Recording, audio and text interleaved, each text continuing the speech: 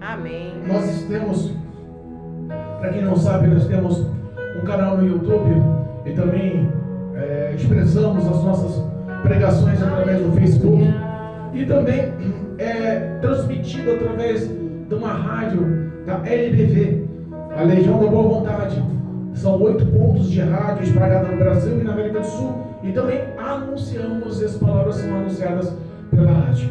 Glorificamos a Deus, porque por mais que sejamos pequenos, Deus é grande em nossas vidas.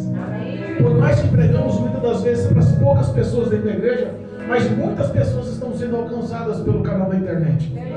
O canal do YouTube tem crescido cada vez mais, e eu lhe peço aí para todos que nos acompanhem, se inscreva no canal, dê um like, compartilhe, para que todas as vezes que as pregações surjam, que você possa fazer parte, compartilhar e crescer o corpo de Cristo sobre a face da terra.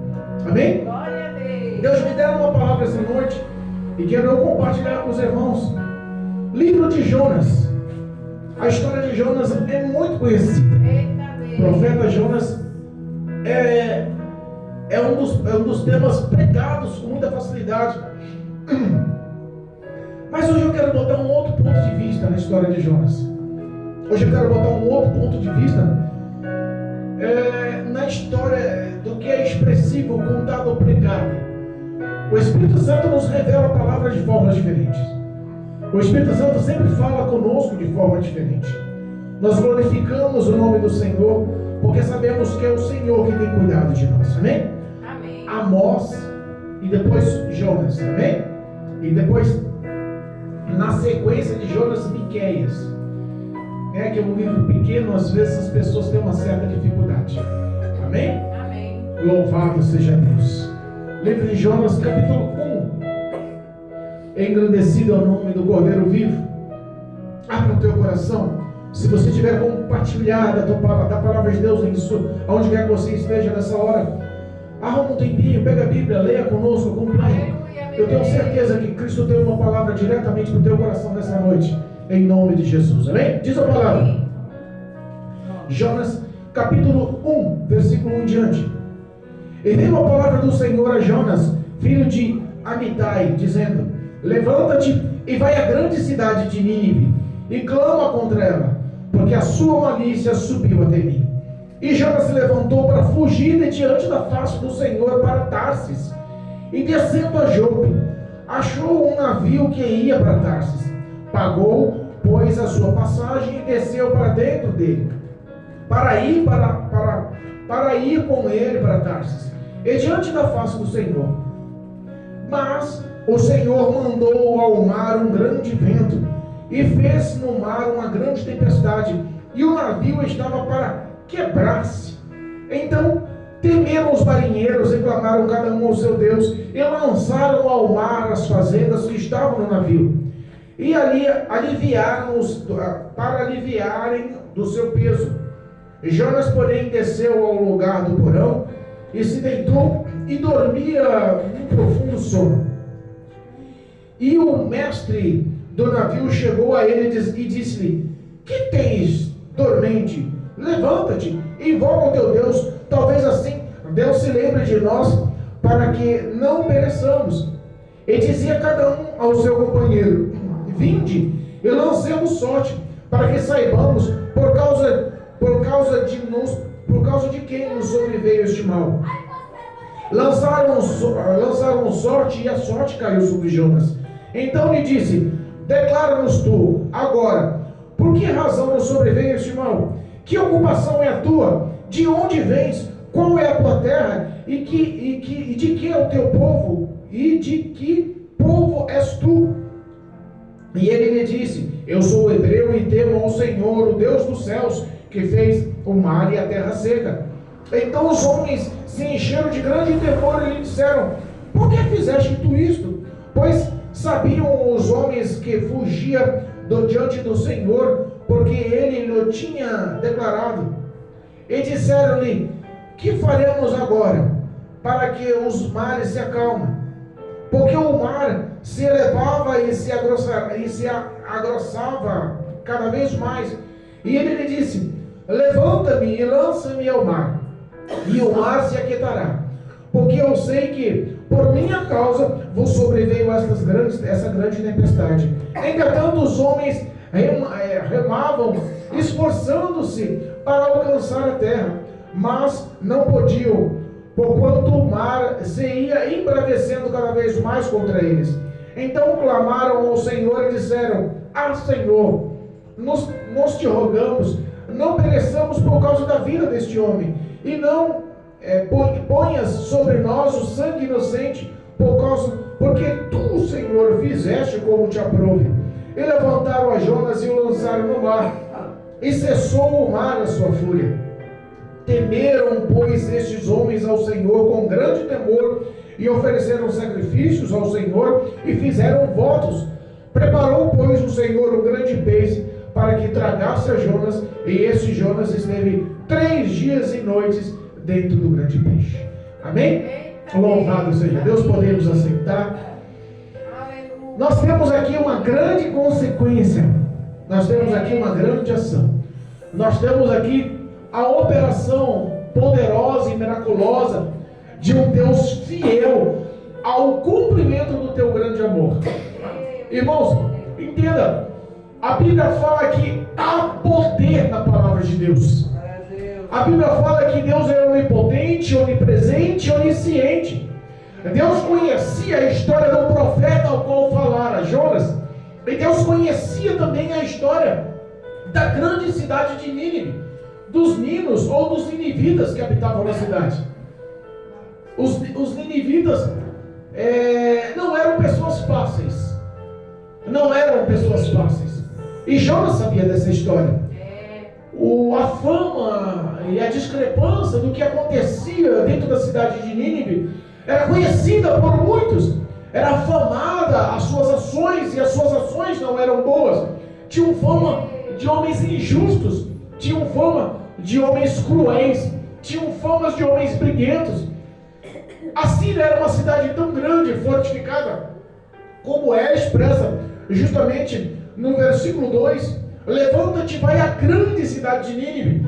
Na época, Nínive era uma cidade poderosa em comércio, poderosa no número de exércitos, poderosa em seu nome, em suas fortalezas, em suas riquezas. Nínive não era uma cidade qualquer, mas eles tinham a corrupção, eles tinham a ira, eles tinham a vingança, e eles tinham, acima de tudo, um exército que aonde passava destruía todos. Eles eram homens maus, homens que tinham prazer em pegar os seus inimigos e prendê-los e arrancar os olhos dele, ou arrancar os membros do corpo. Olha a maldade da história desses homens, olha a maldade da história desse povo. Eles se gabavam em ser poderosos, eles se gabavam em achar que não dependiam de nada e de ninguém. Nós temos alguns relatos sobre a história de Nínive em Sofonias, capítulo 2. Nós temos relatos sobre a personalidade e a história de Nínive no livro de Naum. O profeta Naum falava muito sobre Nínive, das suas prostituições, das suas feitiçarias, das suas crueldades. Batiam no peito e achavam que eram superiores e fortificados. A Síria foi a Nínive foi uma grande nação, e ela, por um tempo, ela foi sede militar e foi a sede dos assírios. Ela não era uma cidade qualquer, ela tinha um nome forte na história, mas a história era contra ela. O poder bruto, o poder maligno que agia sobre a vida delas, a ação de idolatria de todos os deuses entrava sobre a vida daqueles ninivitas. Cultivavam o Deus da fertilidade, cultivavam deuses diversos. A Bíblia nos ensina que a conduta e a malignidade deles não estava só sendo conhecida entre as nações, mas também chegou ante o trono de Deus. Sabe como chega a malignidade de outros perante Deus? Através da oração do justo, através da oração do pequeno, através do clamor daquele que está sofrendo, através do clamor daquele que está padecendo. Às vezes não entendemos, mas existe uma ação poderosa de Deus. Às vezes não entendemos, mas existe uma ação grandiosa da parte de Deus para honrar o teu clamor. Glória a Deus. E a Bíblia fala que Deus levanta um homem por nome Jonas, e esse homem era tido como profeta. Mas este profeta, conhecendo a raiz maligna daquela nação, a raiz maligna daquela cidade, não queria agir conforme o Senhor mandava. Olha só, Deus falou para ele: vai à grande cidade de Nínive e profetiza contra aquela cidade.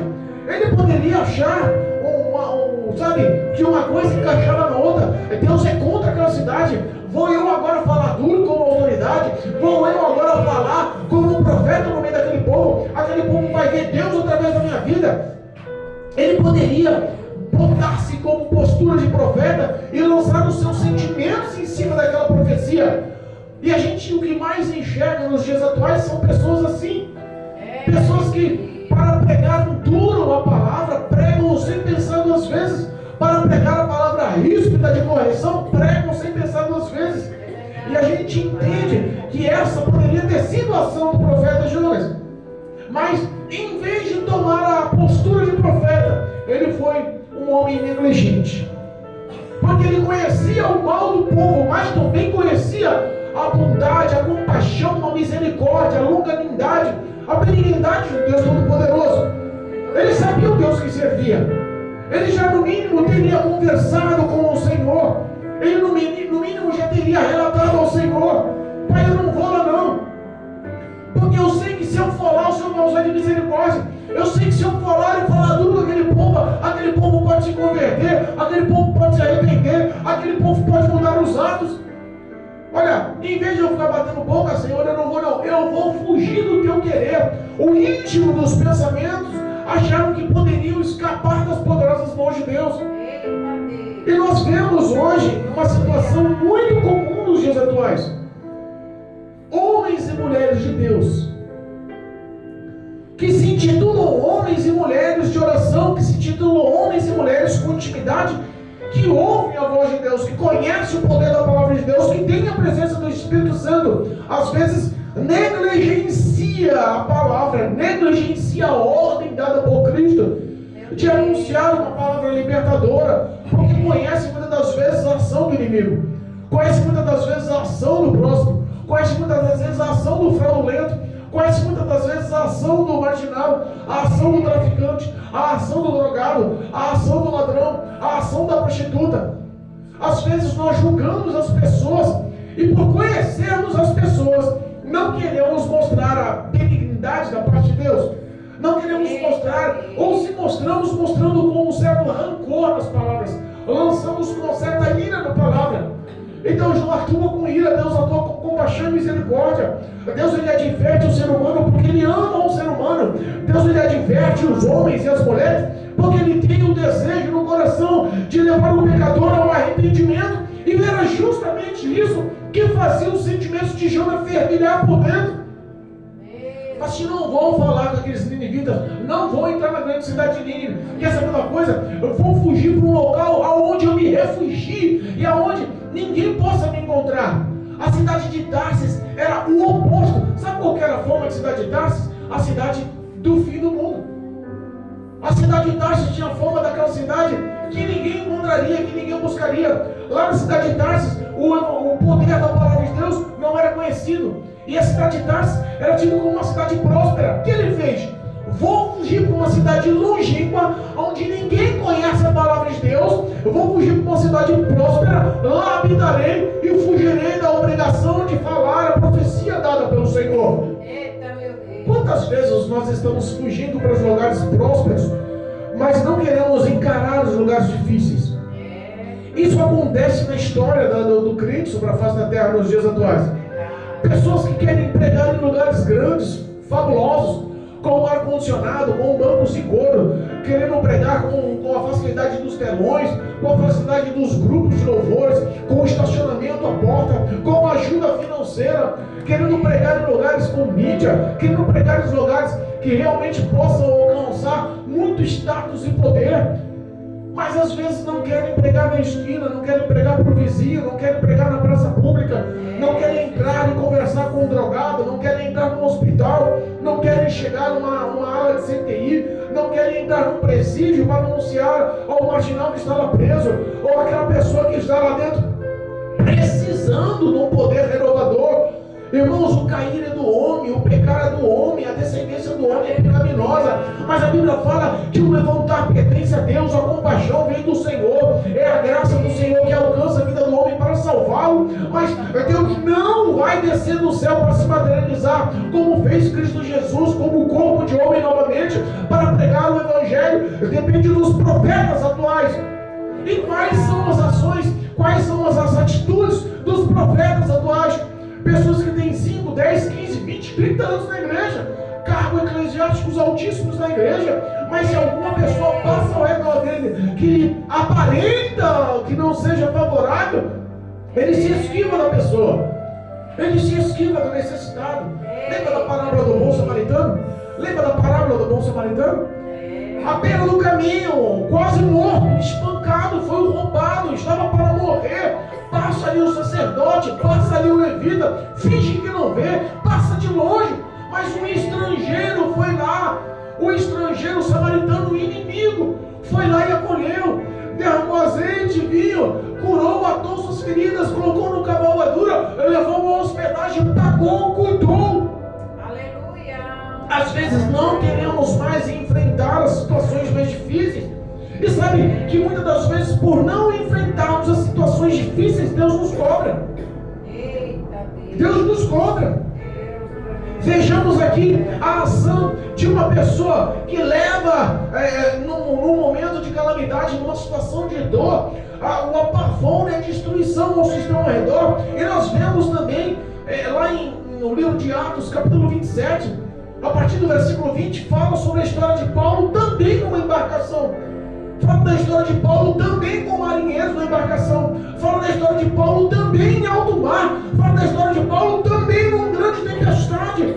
Mas em vez de uma ação de desobediência, ele estava numa ação de obediência ao Senhor. Às vezes as tempestades surgem para quem quer desobedecer e para quem não quer desobedecer, para quem anda na verdade. Só que a postura foi outra. A ação de Paulo foi outra.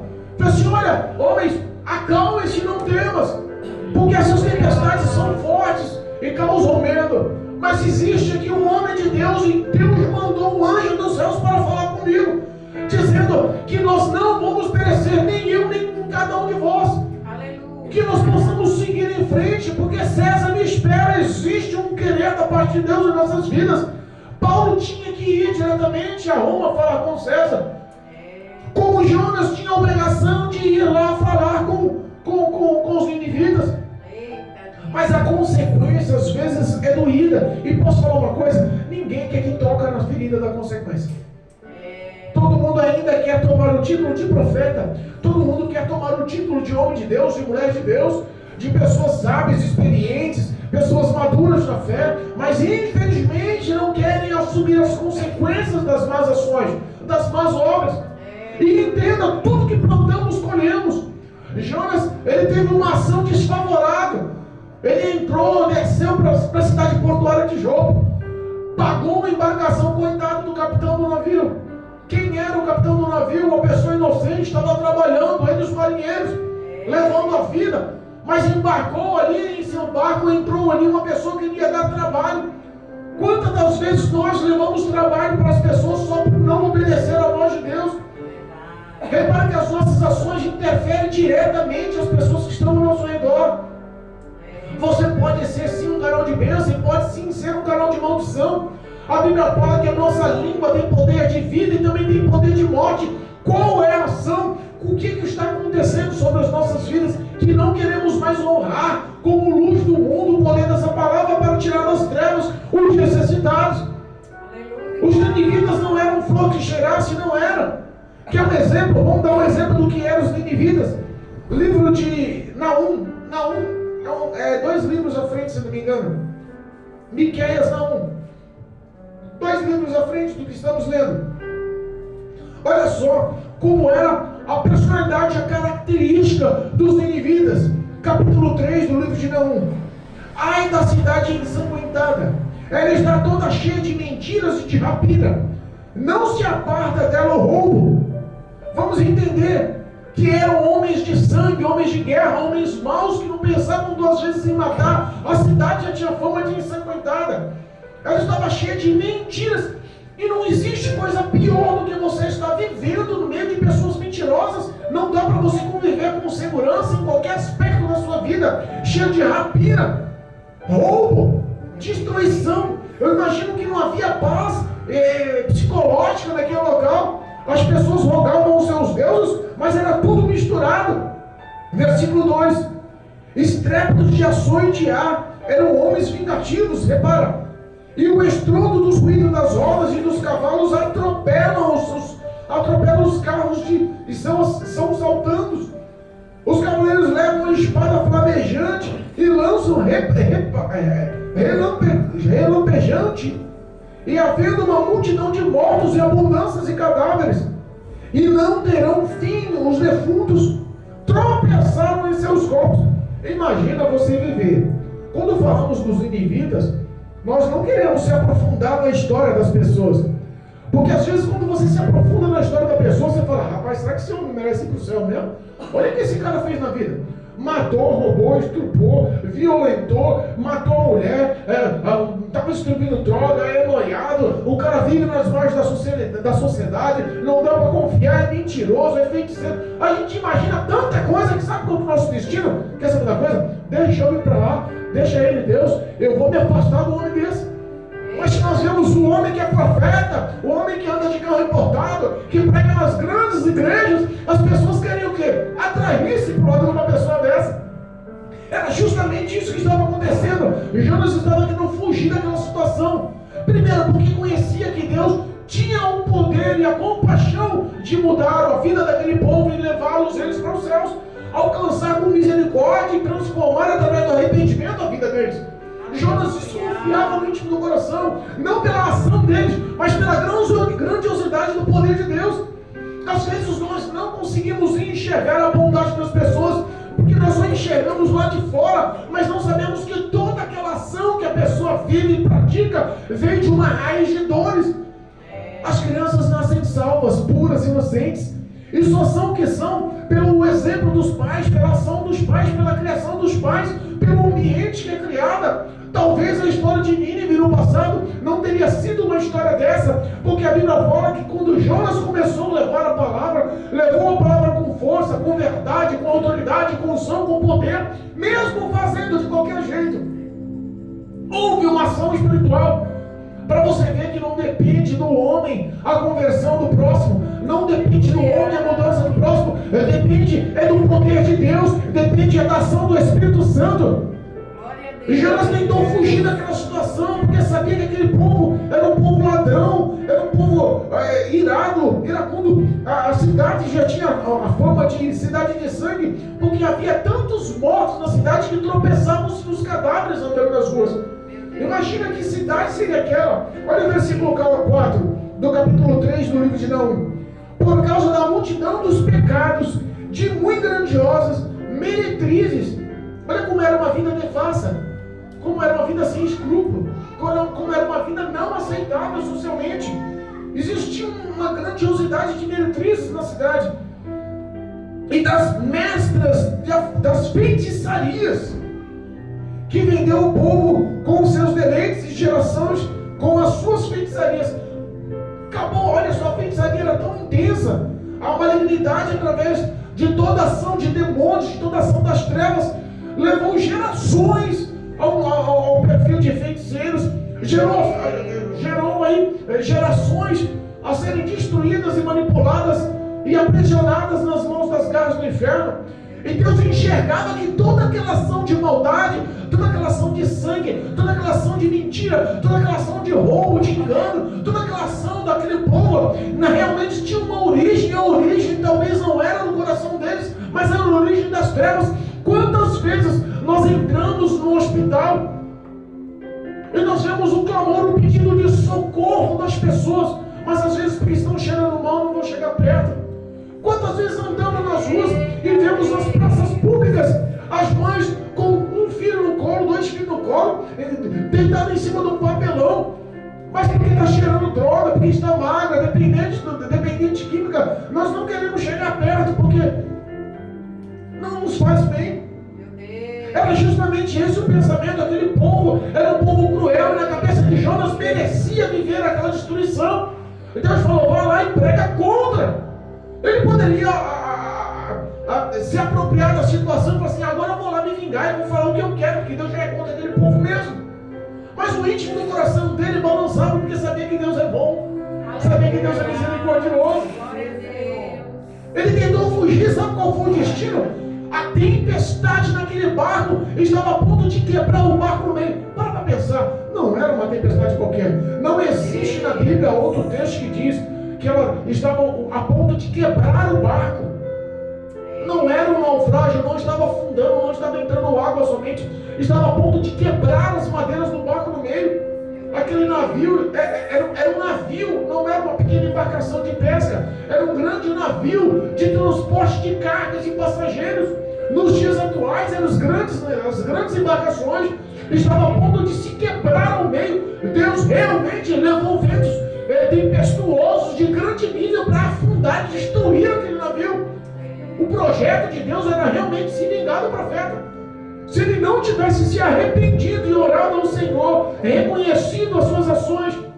Mas Deus é bom. Eu costumo dizer que Deus é um arquiteto e formou situações para desmascarar o falso profeta.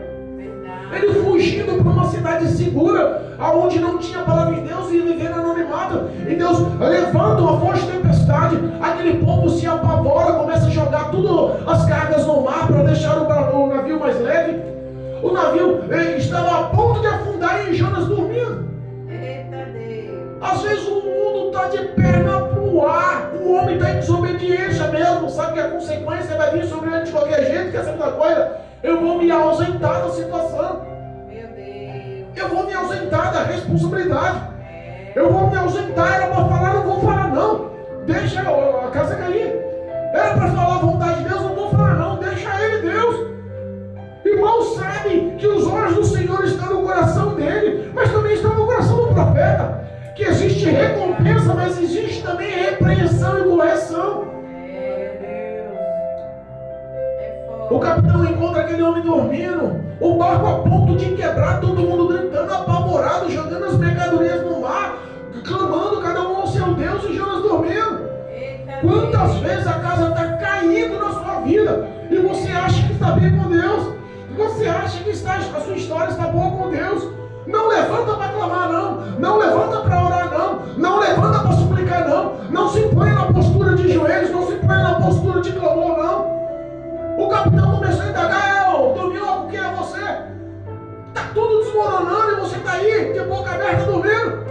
Até onde você vai ficar nessa história? Vai precisar a embarcação afundar, você molhar o corpo, afundar nas águas, nas trevas das águas, para você não saber que está a ponto de morrer? Fala para mim quem você é, de onde você veio. Clama ao teu Deus, quem sabe nós podemos se livrar. Reuniram lá os marinheiros, o capitão, o povo do navio que estava. Lançaram a sorte, espécie de um jogo para saber de quem que vinha aquela maldição. Caiu justamente em quem? No profeta, fugindo da vontade de Deus. Deus desmascara, irmãos. Não dá para você correr por muito tempo. Não dá para você fugir por muito tempo. Não dá para você se ausentar por muito tempo. Quantas vezes Deus já falou para você falar e você não fala? Quantas vezes Deus já falou para você profetizar e você não profetiza? Quantas vezes Deus já falou para você buscar e você não busca? Quantas vezes Deus já falou para você levantar os que estão caídos? Quem opera, quem faz, quem é Ele. Ele está em sua vida para honrar o projeto de salvação sobre a sua história. Glória a Deus. Jonas assume. Fala: sou hebreu. Temam o Senhor, Deus que criou os céus e a terra. E a Vé. Quando fala o nome do Senhor na embarcação, todo mundo tremeu, porque a forma de Deus já espalhava-se sobre a terra. Agora estamos perdidos. Agora a casa caiu mesmo. O que a gente vai fazer com esse homem? Clamaram, sabe por quê? Porque a unção de Deus continua na vida do profeta. Você continua sendo reconhecido como homem de Deus. As suas ações vão ser julgadas ante o tribunal de Deus, mas aos olhos da humanidade você é uma pessoa intocada pelos homens, porque Deus continua te honrando. Mas as suas atitudes têm que ser expressas e aprovadas não pelos homens, mas sim pelo Deus Todo-Poderoso. Procura aprovar, apresentar-se a Deus de forma irrepreensível, a ponto de estar aguardando a vinda do Cordeiro com a mente limpa, com a consciência limpa, como foi lida essa noite. Glória a Deus. Jonas assumiu, olha, toda a culpa é minha. Eita. Pode me lançar. Sabe que a tradução de algumas Bíblias, aqui não falou, mas a tradução de algumas Bíblias diz que amarraram ele, pés e mãos, e lançaram ele no mar. Mas para pensar, como que além de lançar no mar, numa tremenda tempestade, amarrar pé e mão, é para matar mesmo, né? É para afundar mesmo, né? O castigo de Deus às vezes vem severo, irmãos. O castigo de Deus às vezes vem severo, irmãos. Às vezes nós não queremos reconhecer o que falhamos. Não, mas não é justo todo esse castigo. Não, mas por que eu estou sofrendo tanto? Às vezes o castigo de Deus, além de ser severo, é por longo prazo. No caso de Jonas, durou 3 dias. Mas tem gente que dura muitos anos. Lembra lá o coxo no tanque de Betesda? 38 anos. Jesus curou e falou assim: agora vai e não peque para que não lhe aconteça algo pior. O castigo de alguns pode ser só 3 dias, de outros talvez dure décadas. Não brigue com o Senhor Deus Todo-Poderoso. Se Ele mandou você, se Ele te ungiu, te consagrou, se Ele te lavou, te limpou, te capacitou, se você está na presença do Senhor como profeta de Deus, honre a ação como profeta e pregue o Evangelho, anuncie essa verdade. Eu não sei o destino para quem, o coração que está sendo levado a essas palavras, mas eu sei que Deus está agindo e operando. E se você estava aguardando uma resposta, a resposta de Deus está aí. Levanta-te e obedece a voz do Senhor teu Deus. O Espírito Santo é que se responsabiliza. Às vezes nós vemos a dificuldade tão intensa que nós desacreditamos. Ah, não vai ser curado. Ah, não, esse não vai ser liberto das drogas. Ah, não, esse casal não vai voltar a ser uma família em base. Ah, não, aquele não vai sair mais da cadeia. Às vezes nós minimizamos o poder de Deus, colocamos um projeto das trevas sobre a vida de destruição, sobre a vida dos entes queridos, sobre a vida dos familiares, sobre a vida das pessoas que amamos, que estamos orando e rogando, mas nós preferimos aumentar o processo do diabo e diminuir o poder de Deus, a operação de Deus, o milagre de Deus, a glória de Deus. Meu Deus tremendo, aleluia, Jesus. Jonas, quando eu imagino Jonas descendo aquelas águas frias, escuras, eu imagino o resgate de Jonas lá nas profundezas, quando já estava quase sem ar. A Bíblia fala que Deus deu ordem. Deus se calou o tempo todo na embarcação. Todo mundo clamando e Deus se calou o tempo todo. Sabe qual foi a ação do Espírito de Deus? A ação do Espírito de Deus foi entrar no coração de todos aqueles marinheiros. Porque depois que rogaram e viram as águas se acalmando, reconheceram que Deus é Deus, reconheceram, clamaram, louvaram, glorificaram, acenderam holocaustos, virou ali um monte de crente. Houve salvação naquele barco. Às vezes as dificuldades vêm para que você seja transformado, às vezes as dificuldades vêm para que Deus toque o teu coração, às vezes as dificuldades vêm para que você se aproxime do Senhor.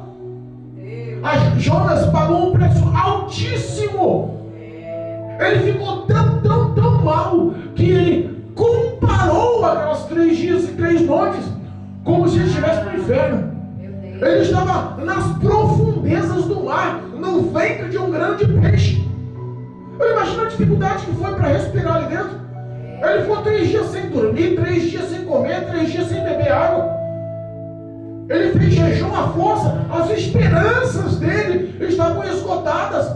O peixe afundava cada vez mais. A palavra nos ensina que desceu ao mais profundo dos montes.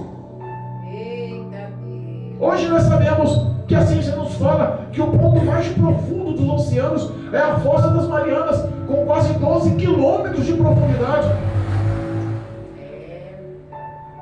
Um grande submarino, um submarino potente, um submarino de guerra naval, um submarino de extrema tecnologia, não consegue chegar nessas profundidades. Mas Jonas teve que chegar nessas profundidades. Jonas realmente teve que chegar no mais íntimo da correção de Deus. Comparou aqueles 3 dias como se estivesse no céu. Comparou aqueles 3 dias. Eu imagino como os demônios estavam atormentando a vida de Jonas ali dentro. Você vai morrer, você me pertence agora. Porque quando você está pagando o preço, irmãos, a sua fé enfraquece, A sua história com Deus parece que diminui. Parece que você não está sendo enxergado mais por Deus. Parece que Deus te abandonou. Parece que as suas fraquezas são tão grandes que você se tornou invisível. E o diabo sempre ajuda, sempre aproveita situações assim de fraquezas para tentar te afundar, para tentar te acabar, para tentar te destruir. Eu imagino a mente e o coração dele, o psicológico dele naquelas profundezas, e demônios atormentando ele. Agora você vai morrer, agora não tem escapatória. Daqui a pouco você perde o ar, daqui a pouco você desfalece pela falta do alimento, daqui a pouco você desfalece pela falta da água potável. Imagina o coração dele enrolado nas algas, enrolado no ventre daquela baleia. Mas existe uma ação soberana que age em favor do homem, quando o homem quebranta o coração na presença de Deus. Tem quebrantado o coração na presença de Deus? Tem quebrantado o coração em oração na presença de Deus?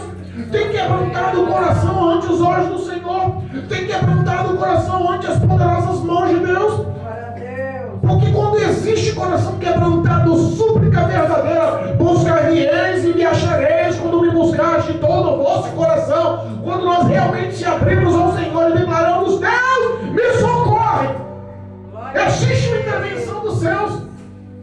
Deus deu ordem àquela baleia. Se aquela baleia ficasse mais um dia no fundo do oceano, Jonas morreria. O organismo da gente não aguenta ficar mais de 3 dias sem beber água potável. Se aquela baleia ficasse mais um dia. Mas Deus deu ordem àquela baleia: vai, vomita ele na praia. Sabe o que é engraçado? Vomitou ele na praia de Nínive. Querendo ir para Tarsis, Deus mandou para o outro lado: vai lá e vomita na praia de Nínive. Existia, os grandes estudiosos nos dizem, os grandes estudiosos bíblicos, os grandes teólogos bíblicos nos dizem que existia uma lenda urbana na cidade de Nínive. Eles cultuavam os deuses da fertilidade, mas na beira litorânea da cidade de Nínive existiam pessoas que cultuavam a um deus que era vindo do mar, uma rainha que pertencia às águas. Para pensar, a fé daqueles que estavam no litoral de Nínive cultuavam um deus que vinha das águas. De repente uma baleia abre a boca e vomita o profeta lá na praia. O que eles pensaram? É Deus. Ligou uma coisa na outra. Deus consegue formular situações e é só Ele que consegue sustentar favoravelmente em favor da vida do homem. Ele foi acolhido, socorrido. Eu imagino que ele teve ali o que beber, o que comer, se restabeleceu. A cidade era imensa. Quando ele chegou na cidade, a cidade era tão grande que a Bíblia fala que ele levaria 3 dias de caminhada para cruzar a cidade de ponta a ponta. Mas o mau humor de Jonas era tão grande. Não pregava por amor à palavra, pregava por obrigação. Não pregava por amor à palavra, por amor às almas, por amor à vida, para a salvação das pessoas. Pregava porque deu a palavra a Deus no ventre da baleia. O que eu estou prometendo eu vou cumprir, Senhor. Mas me livra daqui, senão eu sei que eu vou morrer mesmo. Mas entrou na cidade de Nínive, em vez de percorrer a cidade em 3 dias e apregoar o poder da palavra, correu num só dia. Se arrependa, porque senão 40 dias Deus vai destruir tudo isso daqui. Essa foi a pregação dele. Eita Deus. Em vez de pregar em 3 dias, levando para percorrer toda a cidade, correu em um só dia. Porque correu um percurso de 3 dias em um, ele correu. Em vez de anunciar a palavra com amor, com virtude, com graça, cheio do poder de Deus, ele gritou só uma frase: ou você se arrepende, ou Deus vai destruir toda essa cidade aqui. Em 40 dias vocês vão ver a mão poderosa de Deus. Pregou com mau gosto. Mas sabe qual é o problema? O problema é que o homem não tem nenhum tipo de virtude, nenhum tipo de ação se não for Deus na vida dele. E por mais que na cabeça dele a pregação foi do jeito que ele achou que era certa, porque o povo era mau, Deus usou aquela pregação para modelar a mente, o coração, os sentimentos, o caráter, a história daquele povo.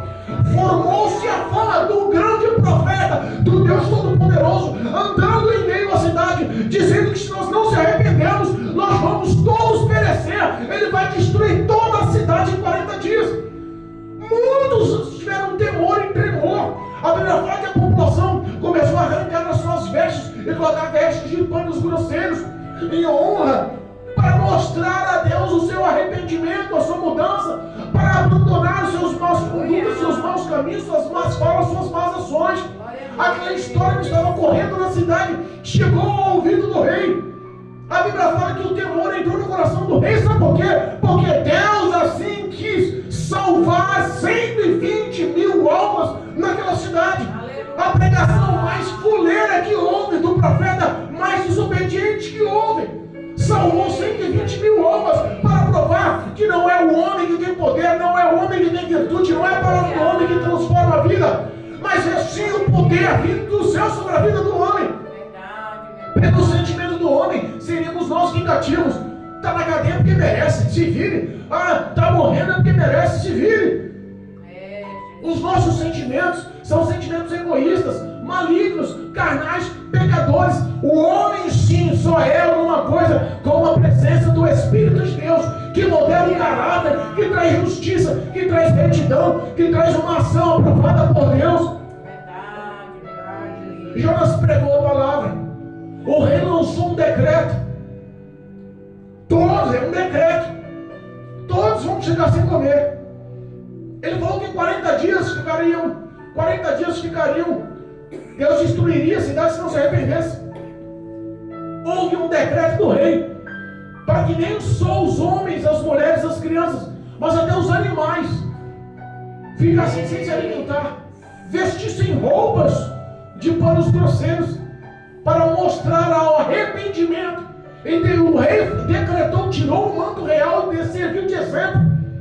Que as nossas ações mudem.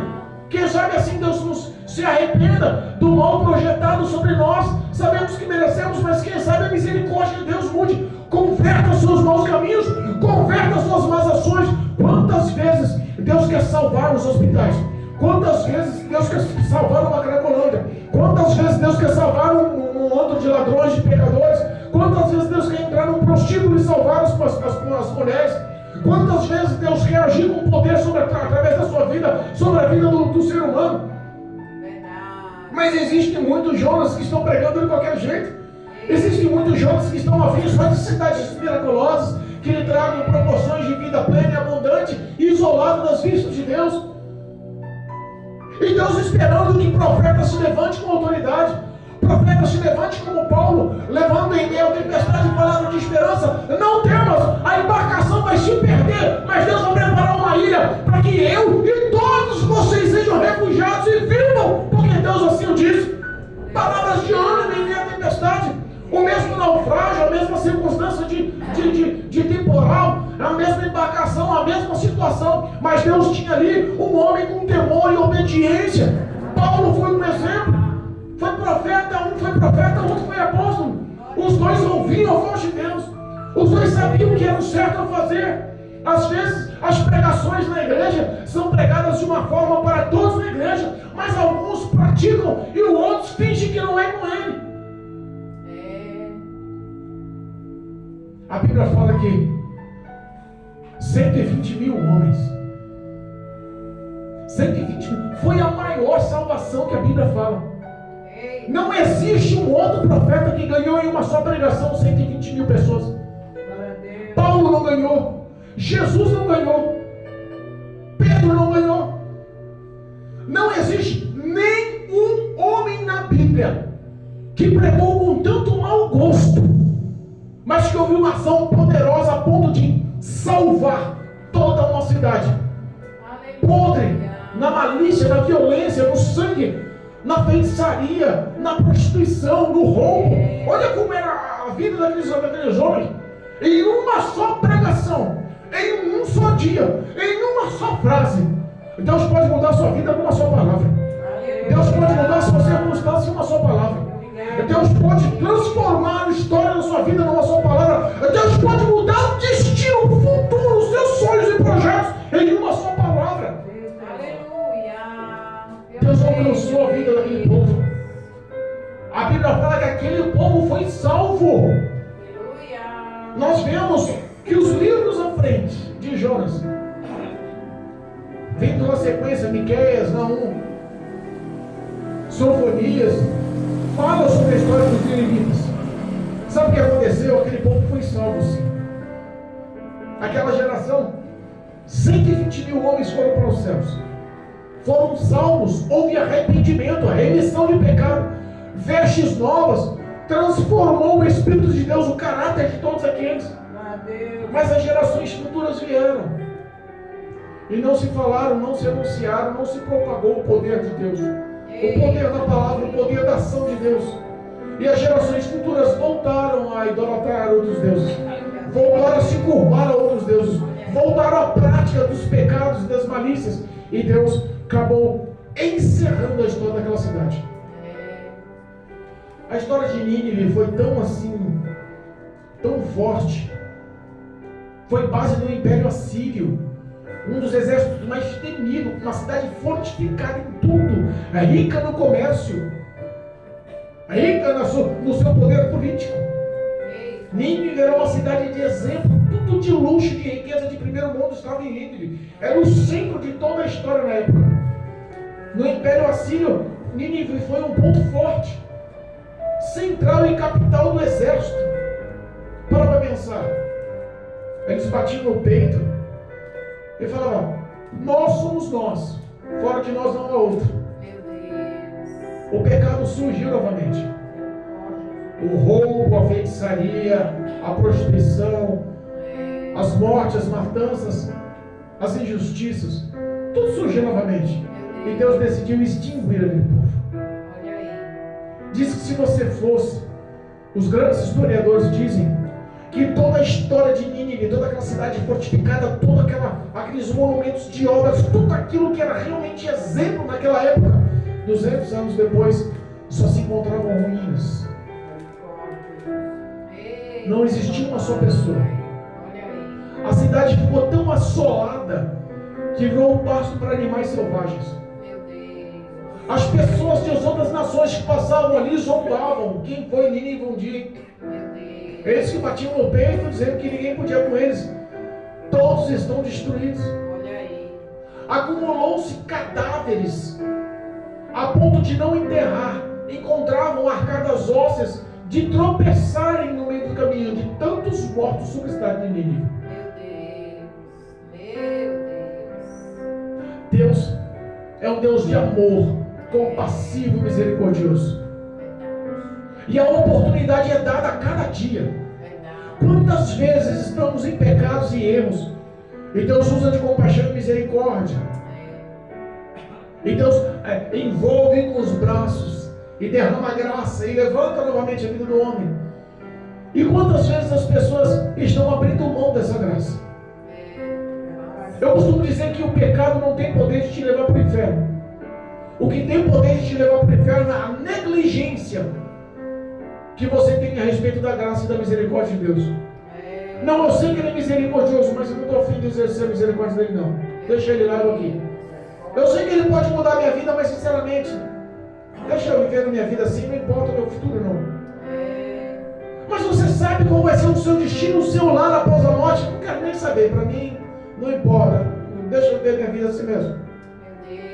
Infelizmente os seres humanos estão assim, indo para o pecado e do pecado para a morte, a passos largos, sem querer saber qual vai ser a consequência eterna. O Espírito Santo de Deus, Ele veio para a vida dos seus. A Bíblia fala aqui: Jesus é o bom pastor e as suas ovelhas reconhecem a sua voz. Que nós possamos viver uma vida de arrependimento, porque pecar, infelizmente, pecamos. Mas Deus enxerga o íntimo do teu coração, uma luta que você tem contra aquele pecado. Deus enxerga cada clamor, cada súplica, cada oração. A verdade, a sinceridade: Jesus, eu pequei, mas me dá força. Jesus, eu errei, mas me dá força. Não quero mais viver assim. Eu não quero mais andar te desagradando, eu não quero mais andar te desobedecendo, eu não quero mais andar te entristecendo. Não quero o Espírito de Deus, eu quero a tua presença no meu coração, eu quero viver uma vida íntegra aos teus olhos. Ajuda-me, Senhor, a ser um profeta obediente.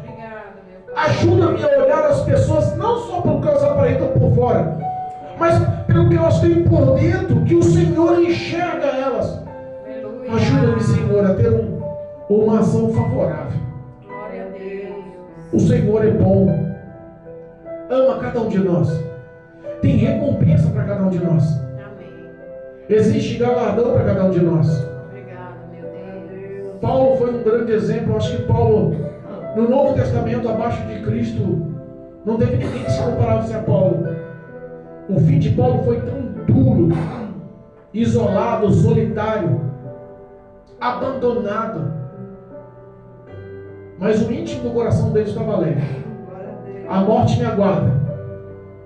Sei que vou perder minha cabeça. A espada, a navalha, o aço vai separar minha cabeça do corpo. Meu Deus. Eu sei que o golpe será o único. Eu sei que a morte me aguarda, mas eu sei também para onde eu vou após a morte. Aleluia. Eu sei também quem me aguarda após a morte. Eu sei também quem vem me buscar após a morte.